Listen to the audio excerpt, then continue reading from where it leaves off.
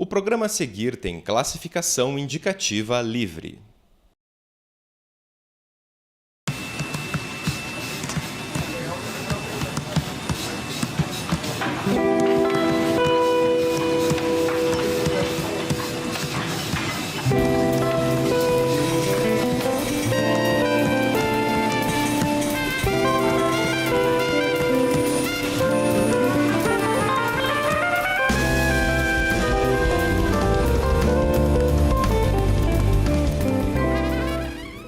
Olá, este é o Sobre a Mídia, um programa que debate o jornalismo do Paraná e do Brasil, além de temas relacionados à comunicação.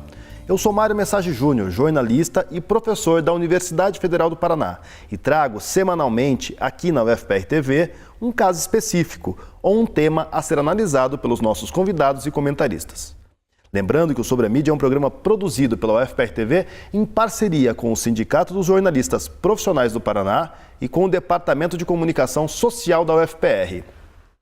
O programa pode ser visto pelo canal 15 da NET, 187 da Vivo TV, pela Rede IFES para todo o Brasil ou pelo site www.tv.fpr.br. O programa também é exibido pela Rádio UniFM em 94.5 para toda Curitiba. Para sugerir temas, fazer críticas ou comentários, entre em contato conosco pelo Facebook. Hoje, o tema é a exposição das vítimas na cobertura jornalística. A questão principal são os limites dessa exposição em relação à identidade das vítimas e os limites do que deve ser mostrado sobre elas nas coberturas jornalísticas. Para falar sobre esse assunto, eu conto com a presença, aqui no estúdio, de Hernani Vieira, que cobriu o jornalismo policial durante 18 anos no jornal Gazeta do Povo. Hoje, ele é jornalista da Federação dos Hospitais e Estabelecimentos de Serviços de Saúde do Paraná, a FEOSPAR, e também jornalista do Conselho Regional de Medicina do Paraná. Hernani, muito obrigado pela sua participação no Sobre a Mídia hoje. Temos no estúdio aqui também, à minha esquerda, o professor da UFPR e jornalista José Carlos Fernandes, o Zeca. Zeca, muito obrigado pela sua participação aqui também.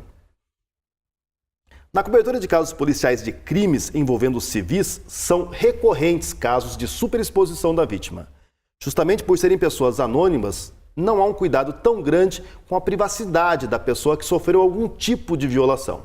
Não é verdade que essas coberturas não são importantes. Muitas vezes, a mídia, antenada aos interesses do público, funciona para pressionar a resolução de crimes, pressionar respostas do poder público e gerar um debate sobre o delito entre a sociedade civil. O problema é quando os veículos, alienados do bom senso e com vistas somente na audiência, partem para o sensacionalismo e colocam até mesmo em risco a vida da vítima em questão. O exemplo disto é o caso do adolescente que sofreu um estupro coletivo no Rio de Janeiro. A cobertura sobre o caso foi extensa e questionou de maneira excessiva a versão dos fatos da adolescente. Em alguns veículos, o nome dela foi até mesmo citado. Eu vou começar essa discussão, Hernani, sobre a exposição das vítimas, pedindo que você relate um caso que é histórico aqui no Paraná e no qual você trabalhou na cobertura, que é o caso da cobertura do crime das bruxas de Guaratuba. Você podia contar pra gente um pouco como foi a cobertura e como foi o caso em si?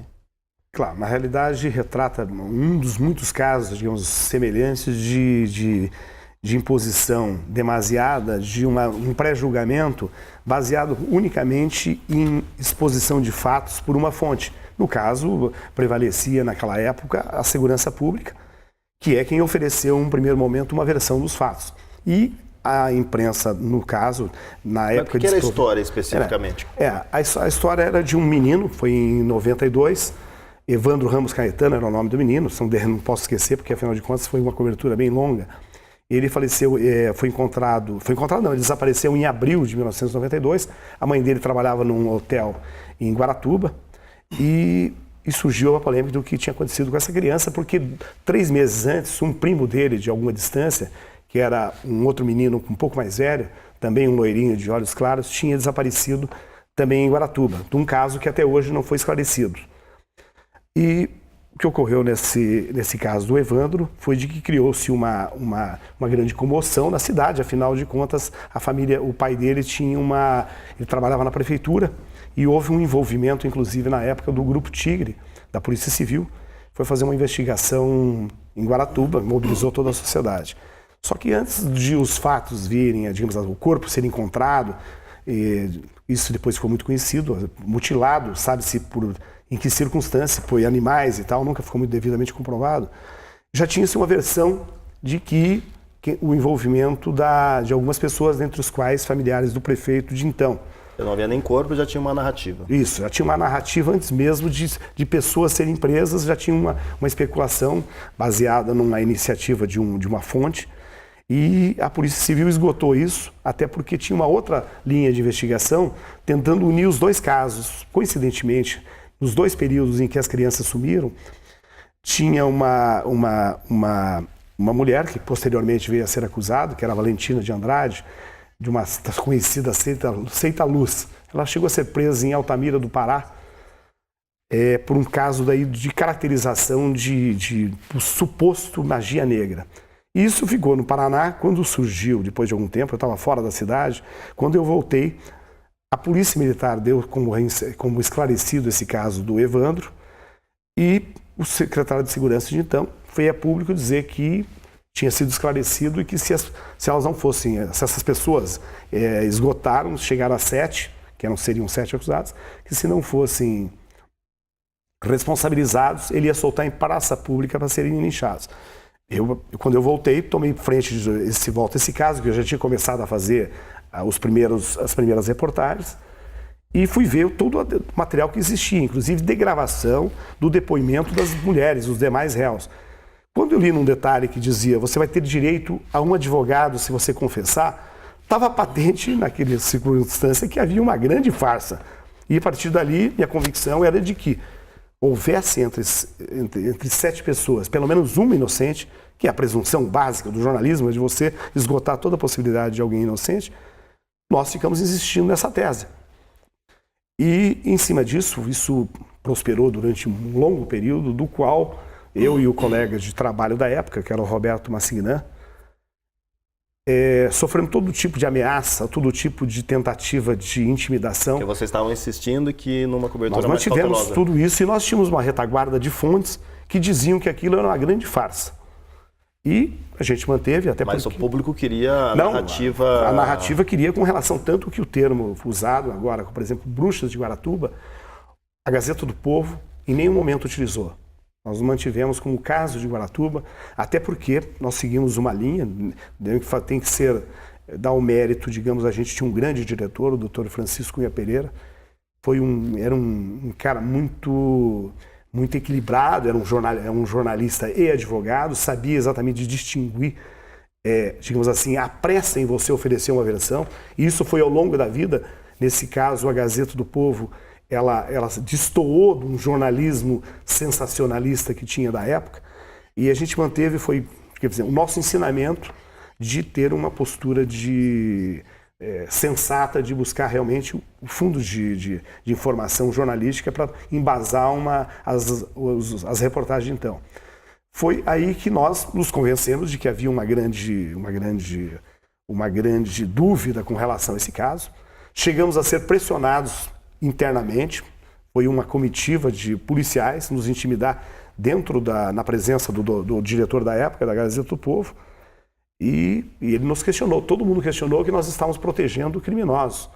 Aí o diretor na época perguntou, Hernani, qual é a sua posição a respeito perante esses senhores que fazem parte da estrutura? Não, aqui não estou depreciando nenhum deles, cada qual tinha o seu mérito e a sua concepção. Eu tinha o meu ponto de vista e falei para o diretor. Nós temos que ser o seguinte, senhor Francisco, doutor Francisco. Se nós tivermos entre as pessoas, uma delas que tiver a dúvida de que ela de fato seja inocente, nós teremos cumprido a nossa tarefa. E esse é o dever do jornalista. Nós temos que questionar a quem cabe cumprir. É a Polícia Judiciária que cabe oferecer a resposta à sociedade. Agora, tem que oferecer uma resposta correta e não fazermos novas vítimas em cima de mais vítimas. Aí ele pediu para me retirar e depois ele endossou. Prossigam no trabalho de vocês, por isso que nós não mantivemos. Enfrentamos passeatas na frente do jornal, toda intimidação, ameaça de sequestro de filho. A população e o poder público. E o poder público. Mas nós mantivemos essa postura. Até eu lembro de uma passagem muito curiosa. Na época nós éramos uns sonhadores. de Curitiba à entrada de Guaratuba tinha um monte de pichações, Gazeta, Jornal Mentiroso. Nós fomos algumas madrugadas lá para pintar, né? Tentar encobrir uma coisa assim tão primária, vamos dizer, que tinha que ser a própria sociedade quem tinha que ter autonomia para decidir de fato. E quando que o corpo apareceu?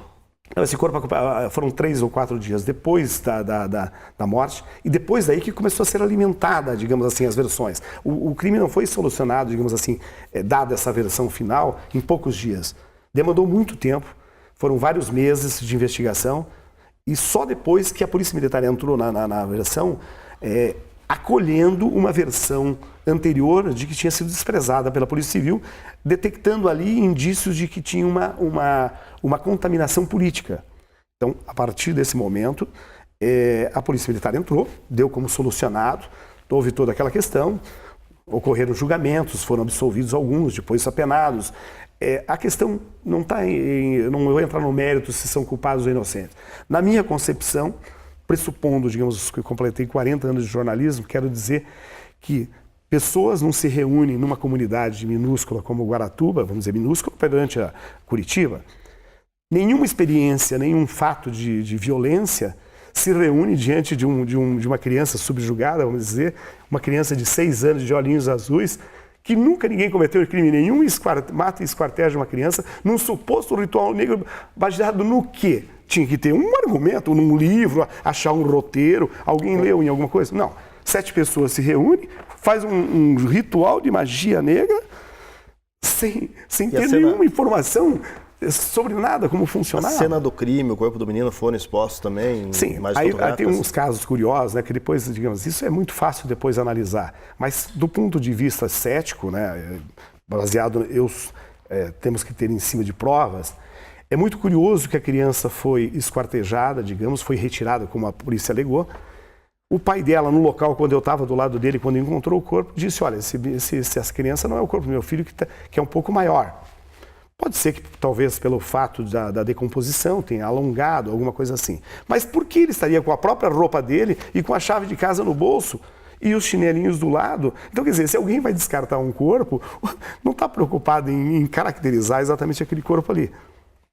Então, ao longo dessa investigação, a nós foi interessante... Havia algumas incongruências. Sim, né? então, ao longo dessa investigação, de todos esses fatos e as pessoas que estavam tentando alimentar a polícia, houve um caso semelhante que tentaram colocar as roupas do menino que desapareceu 3 meses antes, alguns anos depois, na achado de uns restos mortais de uma hipotética, do esqueleto de uma hipotética criança, né?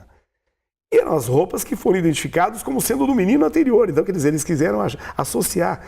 Felizmente, com os recursos hoje, né, que nós temos da ciência, permitiu identificar que aquela ossada não era compatível, embora fosse próxima da data, porque, né, dos exames, mas era de uma menina. Então, quer dizer, o tempo todo foram se criando instrumentos, digamos, no cartório, que teve algumas invasões, tentativa de furto de documentos, situações assim pontuais, que tudo para induzir a uma situação. Para caracterizar como se fosse um fato acabado e ali a culpabilidade das pessoas. Tudo isso para narrar o seguinte, porque às vezes a vitimização não está propriamente numa criança só que estava ali, né? Claro, talvez nunca saibamos o que de fato ocorreu. Mas aí criou, na minha concepção, criaram-se outras vítimas de um sistema na ânsia de dar uma resposta para a sociedade. A gente vai voltar aqui no tema, eu tenho que fazer um break. A gente já volta a falar sobre como que a imprensa pode criar outras vítimas a partir de um primeiro crime. O primeiro bloco do Sobre a Mídia termina aqui. A gente volta daqui a pouquinho para o segundo bloco, hoje falando sobre a superexposição de vítimas na cobertura jornalística.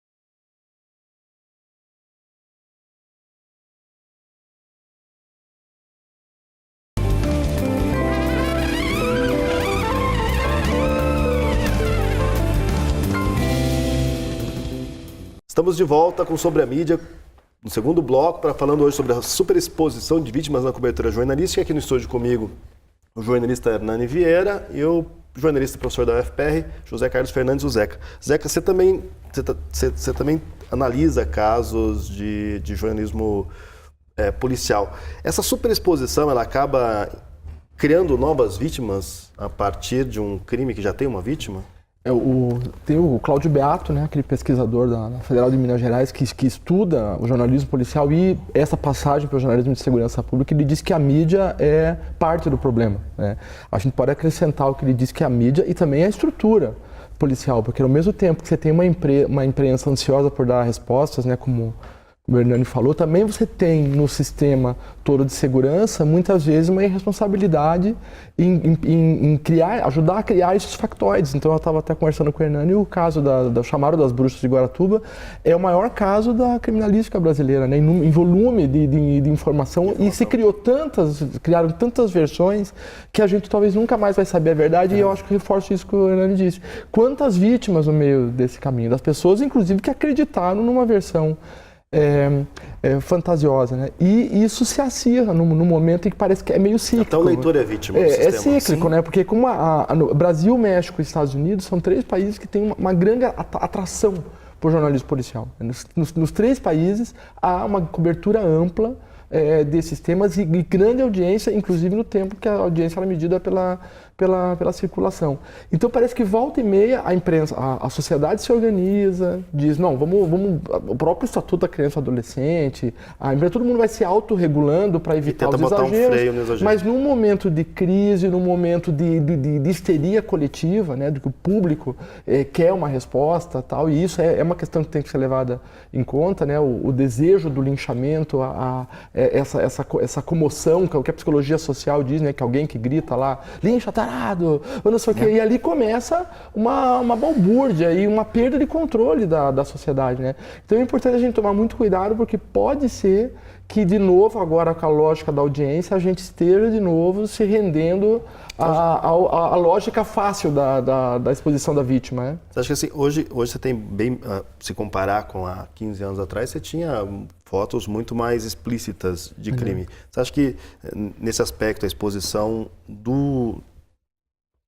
da vítima, ela passou a ser mais comedida, tem um estudo cautelosa? da Faculdade Cândido Mendes, do Rio, que é a que mais estuda a segurança pública, né? E eles fizeram medição mesmo. Então, hoje você tem menos clamor por pena de morte, que era uma coisa que aparecia, né, Hernani, nos jornais, dizia, vai morrer na cadeia, vai virar mocinha na cadeia. No fundo, isso aparecia no tal do jornalismo do carrapicho, né? Que era aquela cobertura ou feita por um iniciante ou por um jornalista viciado, né, nesse tipo de cobertura. Mostrava principalmente mulheres pobres com um soco na cara, tratadas como a amásia, a decaída, né? Tinha essa na legenda, já tinha uma vitimização ali. A imprensa com a culpa da vítima. Eles põem como marco o fim do Notícias Populares de 2001 e 2002, né, Hernani? Que dali parece que a imprensa se tocou que era um caminho ruim. Só que eu acho que é cíclico, se a gente não cuida, volta, né? A Gazeta, naquele momento que estava fazendo aquela cobertura, tinha cautelas com essa exposição? Sim, totalmente. Para não expor, seja o corpo, seja o acusado? A gente tinha algum regramento, por exemplo, hoje já se discute, por exemplo, suicídio, da questão da importância que possa se dar de noticiar ou não, que é uma questão, digamos, da importância. Ainda há digamos assim, um acordo, digamos assim, simbólico de que a imprensa não deva divulgar suicídio. Mas isso desde aquela época a gente já não divulgava. Mas isso é um acordo tácito, não é um acordo não existe nada escrito disso, porque hoje até se discute muito na comunicação se isso é lícito ou não, se é ético de a gente discutir o problema, porque por trás de um suicídio há todo uma série de situações, sejam elas patológicas, sejam elas de ordem social. Então é muita coisa a se discutir por trás de um suicídio, porque ele, de certa forma, poderia prevenir. Essa discussão discussão. Mas voltando à questão da exposição, nós nunca expusemos a questão mórbida, digamos, de situações... Exposição mórbida. Não. Que, inclusive, é vetada pelo nosso Código de Ética. Sim, o Código de Ética prevê exatamente isso. É uma recomendação, nosso Código dos Jornalistas, de não fazer esse tipo de exposição. Até outros componentes que não são observados. É uma área que se profissionalizou, né, Nani? Aquela ideia, com o tempo, acho que já a partir da década de 70, aqueles grandes crimes que mobilizaram o país, né? A Pantera de Minas, Cláudia Alecim Rodrigues, depois a gente vai ter o caso da Daniela Pérez, né? Isso, Leila Diniz, na Daniela Pérez a imprensa Lídia. escorregou de novo, né? Porque teve aquelas fotos em grande angular do pescoço dela perfurado e tal. Mas sempre tem ali uma discussão. Agora, melhorou muito a cobertura, né? A cobertura tem... Mas, de novo, você tem aí os canais de exposição. Ele já foi ressurgindo, como você falou. Não sei se a palavra cíclico, né, a gente utiliza, mas são periódicos. Você ressurge é um fenômeno que ele vai e retorna. Isso dentro, se a sociedade tem que policiar, digamos assim, para não se deixar seduzir por esse tipo de informação. E aí que é o grande componente da responsabilidade dos jovens jornalistas e dos formadores que trazem informação, de saber a responsabilidade no manuseio da informação. Quer dizer, a imprensa tem um papel importante na indução, no estímulo desse sentimento de justiçamento. Exatamente, porque esse justiçamento é o grande problema, porque isso... A sociedade se deixa seduzir por essa informação. No momento que diz, no passado já foi mais contundente, em outros momentos talvez não, e aí que entram aqueles programas policialescos, digamos, de que fazem aquela exposição, todo aquele retrato, e quanto mais ele ganha audiência, automaticamente o assunto continua em tela, né? Então, isso é muito problemático, e é aí que os jovens jornalistas, ou aqueles que vão ser, ou os que já estão na profissão, devem ter um pouco digamos assim, de cautela no trato com essa informação, porque ele não imagina o alcance, sobretudo no momento de redes sociais, do que provoca tudo isso, né? Isso que eu ia perguntar, com as redes sociais, essa situação, esse dever do jornalista de ser cauteloso, de respeitar a presunção da inocência, de evitar a exposição mórbida, né? Com a concorrência das redes, não se torna mais difícil ainda resistir à tentação, porque alguém vai estar expondo sem cautelas. Eu acho que no momento a gente tem um chamado jornalismo policial, no pior sentido da palavra, pejorativo, mesmo nas redes, correndo, às vezes a gente nem desconhece, mas se você começar a fuçar, você vai encontrar com grande exposição, porque é muito fácil fotografar, muito fácil chegar perto da cena do crime, tem, né, uma série de questões. E nós temos agora, de novo, um caso clássico, que é o daquela moça de Santos, né, que foi linchada, porque as pessoas brincaram. Imagine o tipo comum brasileiro, né? Que você olha e diz, é ele. E o Brasil é o país, eu não vou lembrar exatamente o dado agora, mas nós temos 1 milhão de linchamentos em mais ou menos uma década. É um dos países do mundo onde há mais linchamentos. São provocados em situações... 100 mil por ano? É muito alto o número. Quem estudou é aquele José Martins, lá o sociólogo, ele chegou a escrever um livro agora, publicou sobre linchamento, e no Cabeça do Brasileiro também aponta esse dado, uma pesquisa que mostrou que o brasileiro comum, em situações, ele vê um atropelamento, ele pode gritar, é um momento de anonimato, né? Então a gente tem que tomar muito cuidado que nas redes sociais... Comoção, né? O cara que grita, ninguém sabe depois quem que mandou linchar, nem quem que matou, nem quem nada. E é muito mais comum no Brasil do que a gente imagina. E né? Esse também tem muito anonimato e comoção. Esse justiçamento, a ausência da presença do poder público, um poder público negligente, ou um excesso de expectativa em relação ao poder público, crença no justiça, tem uma série de condicionantes aí que tem que se colocar na conta. Mas esse jornalismo policial que volta de novo a investir nessa exposição barata, ele está criando um perigo enorme para a sociedade, né? Eu vejo uma grande influência, digamos, eu que peguei um período ainda de formação acadêmica, num período ditatorial do militarismo prevalecendo, eu acho que a imprensa foi extremamente influenciada por aquela visão, digamos assim, de imponência, de poder, e daquele período ocorreu, eu absorvi um pouco daquele período acompanhando, de muita violência decorrente do poder central, digamos assim, o poder institucional do país, estimulando. Nós tivemos muitos linchamentos, motoristas de táxi, volta e meia, tinha um roubo, os linchamentos eram muito frequentes, linchava-se os suspeitos antes mesmo de qualquer coisa.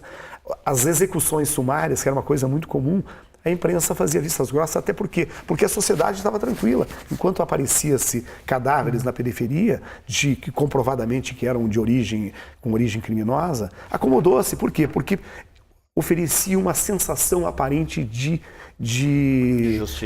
justiça e de tranquilidade para a sociedade.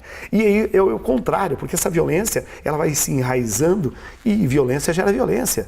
Então, aos poucos, propulsionou naquele momento um jornalismo enxergando naquela imagem, digamos assim, de uma situação cômoda para a sociedade de que estava sendo feita justiça, mas de uma forma errada. Então, hoje, quando se fala em redes sociais e tal, um dos componentes é exatamente a busca do direito. E buscar na justiça o reparo, que hoje há instrumentos, você tem mecanismos para você processar a pessoa que deu origem a um fato. Mas imagine que já é judicializado tudo nesse país, vai virar uma bagunça. Okay. A gente encerra aqui o segundo bloco do Sobre a Mídia, hoje falando sobre a superexposição de vítimas na cobertura jornalística. Voltamos daqui a pouquinho para o terceiro e último bloco.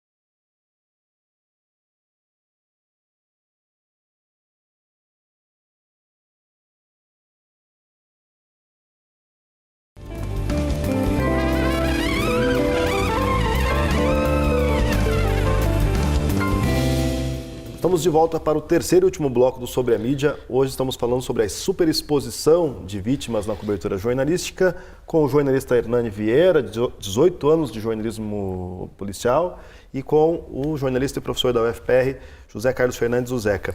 A gente estava falando sobre como que a cobertura produz, às vezes, temor, às vezes tranquilização, mas mobiliza a sociedade também, né? Acaba... Como no caso da menina que sofreu estupro coletivo no Rio de Janeiro, agora recentemente, que acabou também sofrendo uma série de pressões, foi inclusive ameaçada de morte por anônimos em função da cobertura que ela sofreu. A mídia tem responsabilidade nesse tipo na maneira como a população se engaja, se envolve e pede ações do poder público, às vezes age em nome do poder público? Com certeza, mas há uma atenuante. Existem formas diferentes de abordagem. Existe uma imprensa que, digamos, fez uma abordagem responsável, tentando buscar fazer disso exemplos ou alertas que no passado não tinha, porque de um certo modo há uma vítima, há toda uma dor envolvendo todo mundo e há culpados. Mas no caso em si, focando um caso, automaticamente traz-se o foco para toda uma questão social de violência que envolve, digamos assim, os vulneráveis, sejam eles as mulheres, os menores, os idosos. Então, aí que é o papel. Do mesmo modo que alguns veículos impulsionaram uma exposição demasiada das vítimas, e não estou compartilhando com eles essa posição, ao contrário, mas ao mesmo tempo que eles fizeram isso, houve uma imprensa, em parte responsável, fazendo uma pressão à sociedade e aos próprios veículos, chamando a atenção para isso tudo que existe no país. Para trazer um cenário que no passado já foi diferente, quando eu estava conversando com o Zeca, de que as mulheres elas iam fazer uma queixa numa delegacia, elas eram expostas ao ridículo. Sim. Não apenas de violência sexual, mas qualquer situação de agressão. Então já começava ali um estigma, digamos assim, de a mulher era ser a provocadora dos fatos. Então hoje... Ela era culpada da própria violência que ela sofria. Culpada da própria violência. Então, fatos como esse, embora ele traga uma dor muito grande, ele traga um monte de problemas, traga esse risco, por exemplo, que a sociedade ofereceu pela exposição de protegê-la no cadastro digamos, de vítimas, porque envolve naturalmente lá traficantes, envolve uma série de grupos organizados e da própria insegurança que vive a sociedade do Rio de Janeiro nesse momento, né? Mas, ao mesmo tempo, permitiu que a sociedade continue enxergando nesses detalhes a sua responsabilidade também no dia a dia. É a mulher valorizando os seus direitos ou indo buscá-los, ou é a criança, ou o adolescente, ou qualquer agente público. Né? Quer dizer, houve um efeito positivo nesse tipo de cobertura? Você acaba de certa forma, fazendo a sociedade discutir a questão da violência contra a mulher. Eu acho que esse caso do estupro coletivo no Rio, ele vai se tornar um estudo de caso, assim, porque como chegar... A cobertura, né? Como chegaram na menina, né? Já tem um processo positivo de redes sociais. Uma jornalista engajada em questões de feminicídio e tal, ela consegue chegar numa conhecida tal, e ela convence a família da menina a denunciar. Então teve todo um trabalho de base ali que foi interessante, mostrou uma sociedade organizada em torno da defesa da mulher que fez com que aquela menina, que pelo que a gente já sabe, é representante de muitas outras que são abusadas naquele universo lá dos bailes funk, né? E tudo bem, a sociedade acabou tendo uma reação parecida, mas mostrou também a discussão sobre a cultura do estupro, uma série de coisas que eu acho que vai ser positivo no final das contas, né? Não tem muito como o jornalismo não produzir efeitos sobre a sociedade. E nesse caso, ruins, positivos ou negativos, mas nesse caso... O que eu acho que permanece complicado é a questão da exposição, do nome... como você mesmo colocou, e há um tipo de jornalismo que ainda vive disso, né? Desse tipo, eu estava contando para o Hernani o caso dos lençóis da menina Raquel, da violação da Raquel. Para que colocar aquilo numa matéria? Não era contra o Estatuto da Criança e Adolescente, desrespeito com a menina, já não basta a história do crime, ainda você precisa daquele. Então essa exacerbação realmente é danosa. Mas existe alguma situação em que a identidade é razoável expor a identidade da vítima? Eu acho que o Hernani pode dizer melhor, mas é o bom senso. Nós citamos o caso da Monique, né, do Morro do Boi. Sim. Houve uma violência sexual, poderia ter tido gravidez, poderia ter tido contaminação pelo HIV, e eu lembro que eu estava de plantão na Gazeta naquele dia, a gente decidiu não dar o nome dela. Porque talvez até ela, no momento daquela, né, que a pessoa está sob um forte impacto, ela quer se pronunciar e depois ela não pensa nas consequências. Em seguida, a televisão deu o nome dela. Todos os canais deram o nome dela, do casal. Aí os jornais fizeram o quê no online? Colocaram o nome também. Depois tiraram. Bom, conclusão, né? Fica numa dúvida que passa para o público que a imprensa realmente não sabe como se colocar de uma maneira mais ou menos adulta, em relação à proteção da vítima, até o momento que a vítima tenha a possibilidade de ela, por si mesma, no caso uma vítima que tenha mais de 18 anos, né, de se colocar. Eu acho que o Hernani tem mais... Não, eu concordo plenamente, o que ele falou é correto. Veja, nós temos o nosso amparo, a nossa Bíblia, digamos que é o nosso código de ética, ele é muito claro na questão da preservação da honra, da imagem, da confidencialidade, da privacidade, né? São elementos que estão ali contidos no nosso... Se nós, como jornalistas, seja em que formato que nós estejamos trabalhando, em que plataforma de comunicação, se partirmos, digamos assim, uma questão cultural, de tratarmos isso com responsabilidade, no caso, o que aconteceria? Eu preservaria no meu veículo que eu estivesse utilizando, eu não colocaria o nome, nesse caso específico. E se todo mundo aos poucos começasse a criar uma cultura de respeito ao ser humano, respeito à vítima, respeito à sociedade de algum modo, você ia criar um novo instrumento. Mesmo que a pessoa se faça de aquele momento, temos casos muito curiosos e alguns famosos de pessoas que utilizaram um processo, digamos assim, de exposição num primeiro momento de um problema de ridicularização, mas no outro a pessoa tentou explorar seu minuto de fama depois, em seguida, fazendo disso. E nós temos, infelizmente... Tem esse aspecto também, né? Tem essa exposição que porque nós pegamos pessoas, quantos fatos nós temos de pessoas... Isso. Quantas pessoas que fazem da sua dor um momento. Muitos utilizam isso, não estou fazendo menção a nenhum nome, mas digamos assim, pessoas que fizeram da sua dor uma batalha de luta em prol de uma causa. Mas outras que utilizaram isso como uma forma de simplesmente de se elevarem numa condição política, numa condição social, numa condição de poder. Então, há todo um processo cultural muito forte e que tem que começar por nós jornalistas, nós jovens jornalistas, sobretudo, de ter critérios. O que são critérios? Critérios é o mínimo de coerência na hora de tratar de pessoas que passaram por um momento de ficar em situação vulnerável e precisam naturalmente de um apoio da sociedade. E o efeito sobre a sociedade essa ideia do medo, essa ideia de cadê a polícia que não estava lá, que é muito passiva. É muito passiva. Bom, e daí você, cidadão, pode fazer o quê? Então o que eu acho muito nocivo nesse tipo de jornalismo policial é que ele mantém as pessoas onde elas estão. Né? Sem interagir com a sociedade, sem interagir com a rua, achando que a violência é uma... E a boataria, né, que corre né? Então você diz assim, a mesma situação que o Hernani falou, pô, como é que 7 pessoas se reuniram, né, para fazer um troço de magia negra? Esses dias eu ouvi dizer assim, não passe na Brigadeiro Franco dentro do Parolim porque os adolescentes se atiram na frente do carro para roubar. Gente, se atirar na frente de um carro é contra a natureza, né? É suicídio quem está se atirando na frente de um carro. Não faz o menor sentido. Então vai se criando uma sociedade sem cobertura, sem checagem de informação, e isso não é uma sociedade segura. E aí que surgem as lendas urbanas. Lendas urbanas e o medo, a cultura do medo, que é o efeito mais nefasto. Você abandona a rua, você abandona a praça, você abandona a vida pública porque você tem medo. E é um medo muitas vezes fundado em fantasias, né? Acreditamos demais, a sociedade e a imprensa demais nos policiais, quando eles contam que o sujeito cometeu um crime, a gente acredita demais e já supõe que, se está preso, é bandido. Esse é o grande problema, né? Na realidade, isso tem que saber, a pessoa tem um discernimento.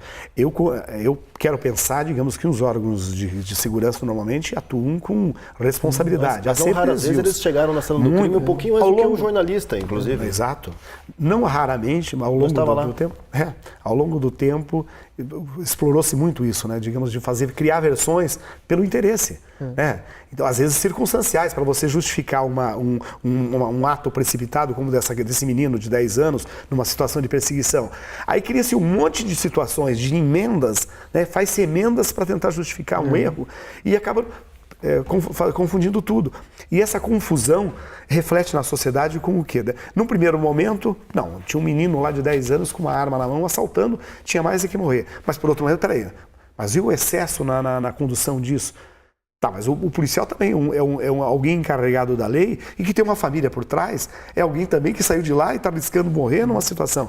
Então, nós criamos um monte de antagonismo, uma sociedade em que todo mundo parece, num primeiro momento, inimigo. Nós nos fazemos inimigos dos nossos vizinhos, né? Perdemos um pouco dessa identidade digamos assim, de confiança.